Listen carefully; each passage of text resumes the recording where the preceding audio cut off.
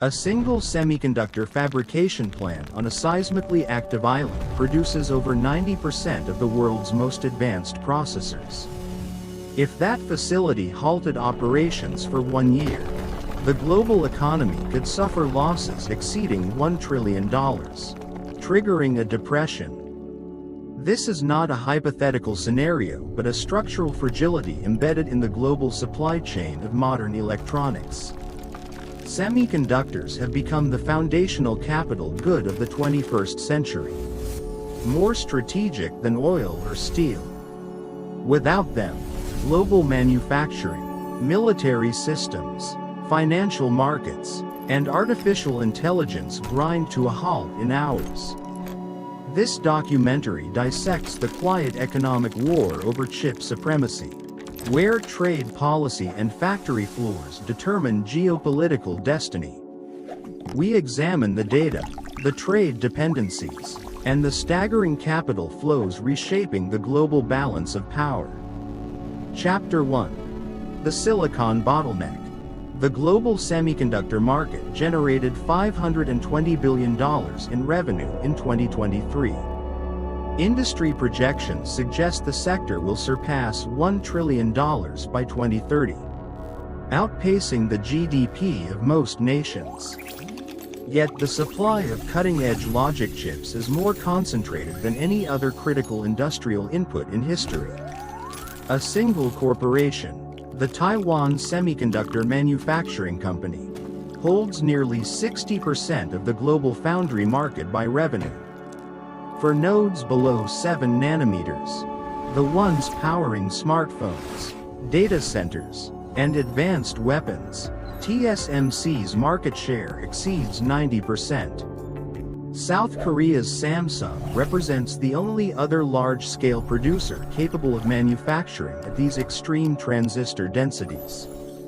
This duopoly means that two companies, both located within a narrow geographic corridor, control the nervous system of the global economy. The concentration is not accidental, it results from decades of massive capital investment, learning by doing, and national industrial strategy. Chapter 2. The Fragile Supply Chain. The world learned the cost of this fragility during the semiconductor shortage of 2021. A seemingly minor disruption, driven by pandemic factory shutdowns and a surge in consumer electronics demand, cascaded across continents. The global automotive industry, which had adopted just-in-time inventory systems, found itself unable to procure simple microcontroller units. Analysis by Alex Partners estimated that the chip shortage cost the automotive sector $210 billion in lost revenue globally. Factories from Germany to Japan idled assembly lines, furloughed workers, and shaved entire percentage points off national GDP figures. The semiconductor supply chain is an intricate web spanning design software firms, equipment manufacturers, chemical suppliers, and pure-play foundries. A single advanced chip may cross international borders 70 times before final assembly, making it uniquely vulnerable to logistics shocks. The island of Taiwan, home to TSMC's most advanced fabs, faces existential physical risks beyond geopolitical tension. A magnitude 7 earthquake or a severe drought, which occur periodically, could paralyze production for months with zero global slack capacity.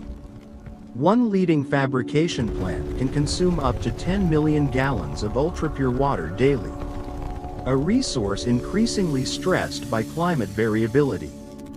The Boston Consulting Group modeled a complete year-long disruption of Taiwan's advanced logic output as a catastrophic macroeconomic event. Their simulation indicated a loss of $500 billion in electronics industry revenue and a broader global GDP contraction exceeding $1 trillion. This systemic vulnerability transformed chip manufacturing from a commercial activity into a paramount national security concern. Chapter 3. The Geopolitical Chessboard. Two economic superpowers now view domestic semiconductor capability as non-negotiable strategic autonomy. The United States, once the birthplace of the integrated circuit, saw its share of global chip manufacturing fall from 37% in 1990 to 12%. It now relies almost entirely on foreign facilities for leading-edge logic, creating what defense planners call an unacceptable strategic dependency. In response, the U.S. government passed the CHIPS and Science Act, mobilizing $52.7 billion in direct manufacturing subsidies. This legislation aims to onshore production of logic chips, memory, and advanced packaging through grants and a targeted investment tax credit.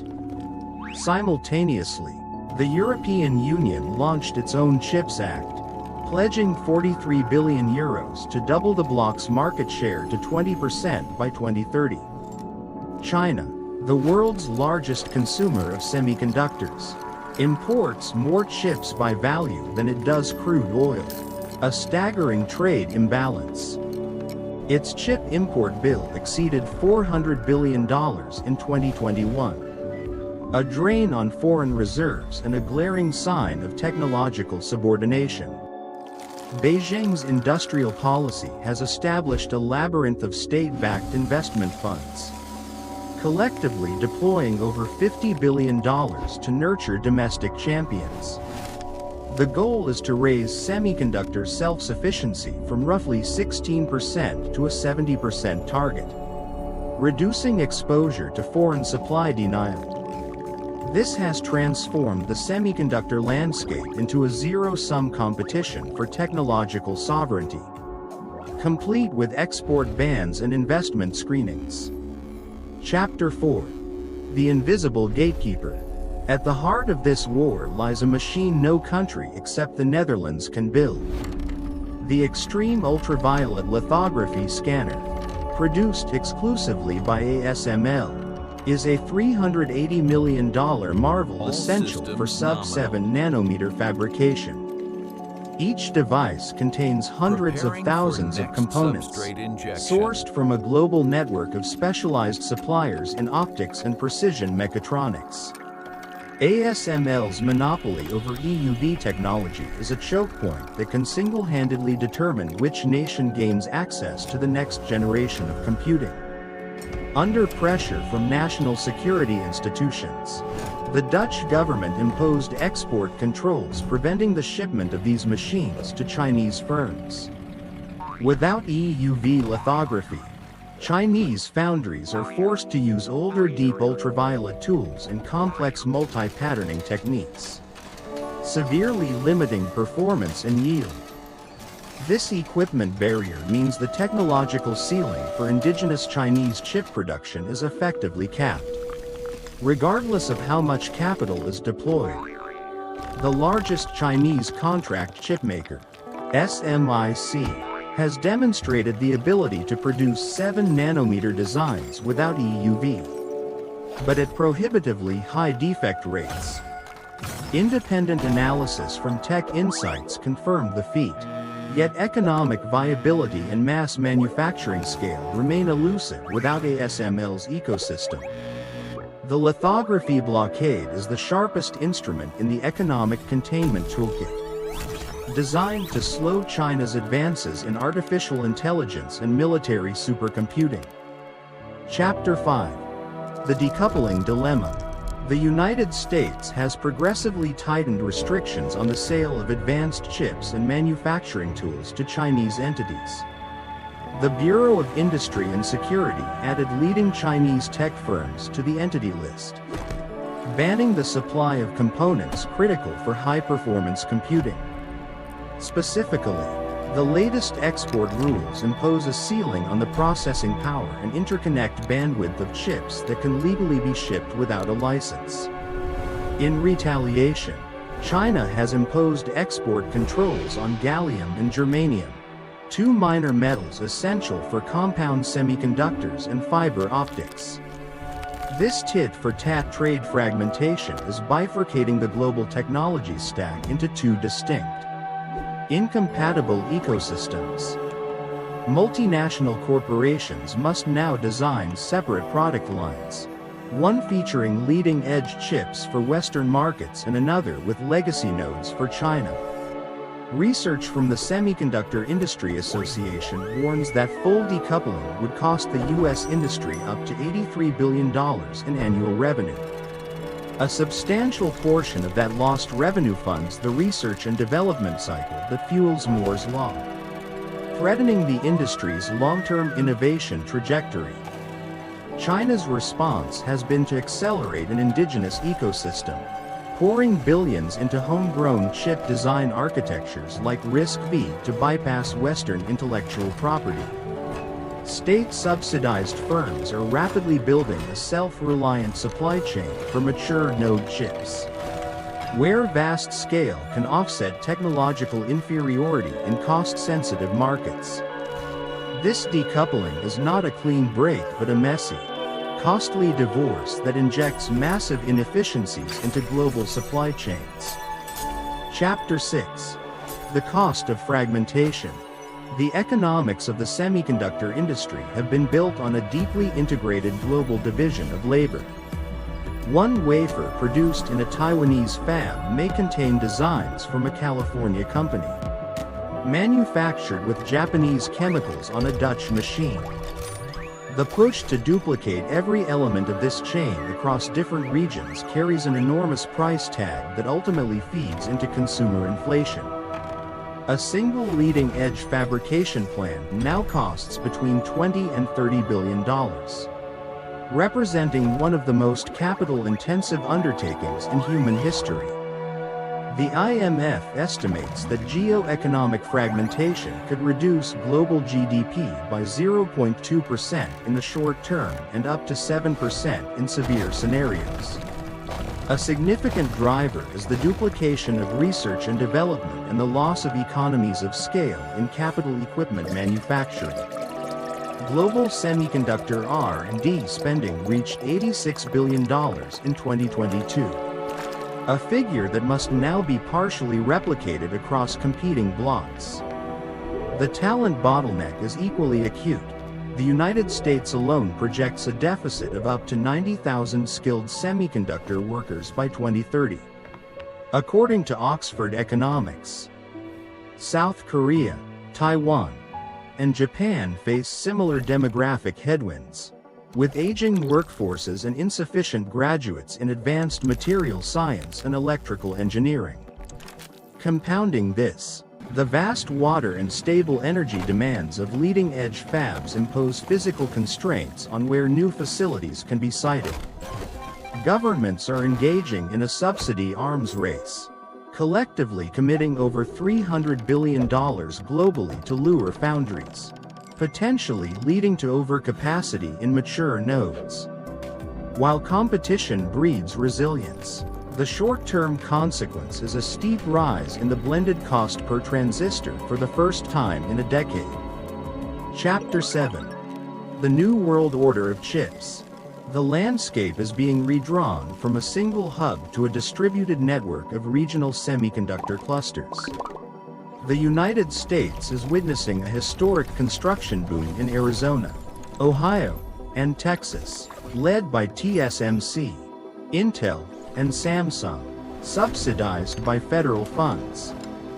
Japan is orchestrating a remarkable comeback with Rapidus, a consortium backed by billions of yen, targeting the mass production of 2-nanometer chips by 2027. India, leveraging its vast engineering workforce, has committed $10 billion in incentives to attract its first commercial wafer fabs and packaging units. Germany has convinced TSMC and Intel to build mega fabs on its soil with subsidies covering nearly half the capital expenditure. Reindustrializing Saxony. Malaysia, already a hub for back-end packaging and testing, is moving up the value chain, capturing advanced chiplet assembly and heterogeneous integration processes. This friends whoring strategy aims to create a secure corridor of trust. where allied nations control every node from design software to final test. Yet for all the massive investment, the gravitational center of advanced logic remains firmly anchored in Taiwan for the foreseeable decade. The institutional knowledge embedded in TSMC's manufacturing ecosystem, perfected over 35 years, cannot be replicated by mere expenditure. Meanwhile, the total economic value of chips in end-market devices is staggering, enabling a global digital economy worth trillions of dollars annually. The World Trade Organization notes that information and communication technology products now account for over 11% of global merchandise trade. Control over the component that powers these products translates directly into disproportionate influence over productivity growth and industrial competitiveness. The economic history of superpowers shows that technological leadership in a general-purpose technology invariably determines long-run hegemonic status. In the 20th century, mastery of internal combustion engines in mass production elevated the United States and later Japan. In the 21st century, the ability to design and fabricate the most advanced processors will dictate which nation sets the standards for artificial intelligence.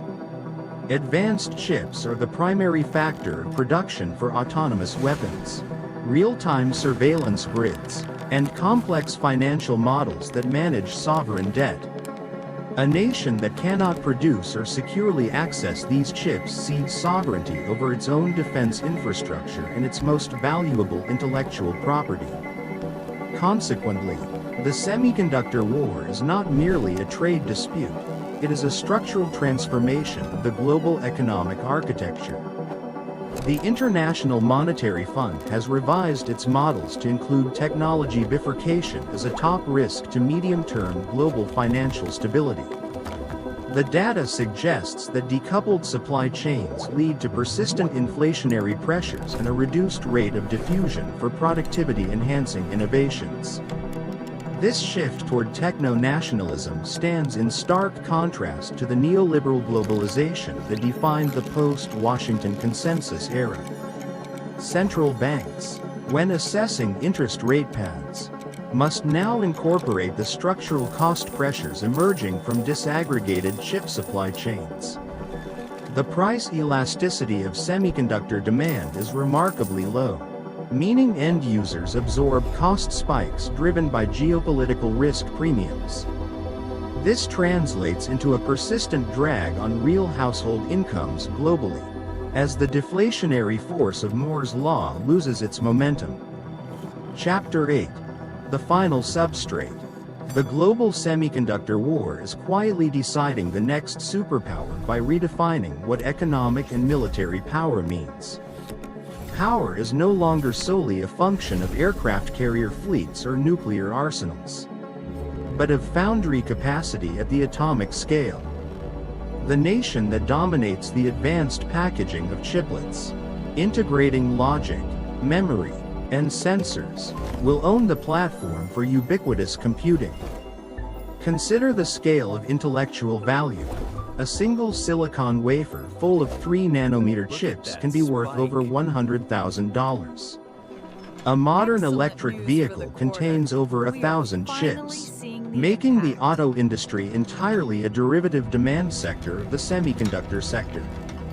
The factory floor in Hsinchu or Phoenix thus holds more leverage over global GDP than many meeting rooms of finance ministers.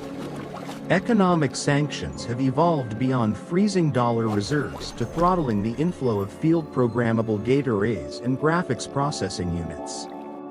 The ability to choke off computational power is the modern equivalent of a naval blockade in a data-driven global economy. As capital expenditure approaches $500 billion cumulatively this decade, the winners are those who can merge industrial policy with market discipline. The semiconductor Cold War has created a new permanent levy on global trade, an invisible tariff imposed by mutual fear. Research by McKinsey Global Institute shows that digital and technology sectors, fueled by chips, have accounted for the majority of productivity gains in advanced economies. A prolonged disruption to these gains would structurally lower the potential output of the global economy, eroding the tax bases that fund social contracts. This is the ultimate metric. Whichever economic bloc can sustain the highest rate of transistor density advancement secures a compounding advantage in GDP growth. The world is entering an era where silicon fabrication roadmaps are as geopolitically significant as arms control treaties. The resilience of a nation's currency, its trade balance, and its capacity for sovereign action will increasingly correlate with its semiconductor trade flows. The quiet war has no ceasefire because it is a permanent, structural competition embedded in the physics of integrated circuits. The choice facing the global trading system is between a bifurcated, high-cost equilibrium and a renewed, rules-based multilateralism for technology trade. That choice, made in the export control offices and subsidy negotiation rooms, will determine the trajectory of global inflation and economic growth for a generation. The semiconductor supply chain is the central nervous system of our civilization, and its rewiring is the most consequential economic story of the century. The data leaves no doubt that the country which masters the art of atomic-scale manufacturing masters the 21st century itself. The silent, billion-transistor processors hidden inside every machine have become the true arbiters of superpower status. The next decade will reveal whether the global economy can absorb this fragmentation or whether it breaks under the weight of duplicated billions. For now, the war is being won 1 nanometer at a time, inside spotless cleanrooms that few have ever seen but that shape everyone's future. The quiet war for silicon supremacy is not a future projection, it is the present defining fault line of the global economic order.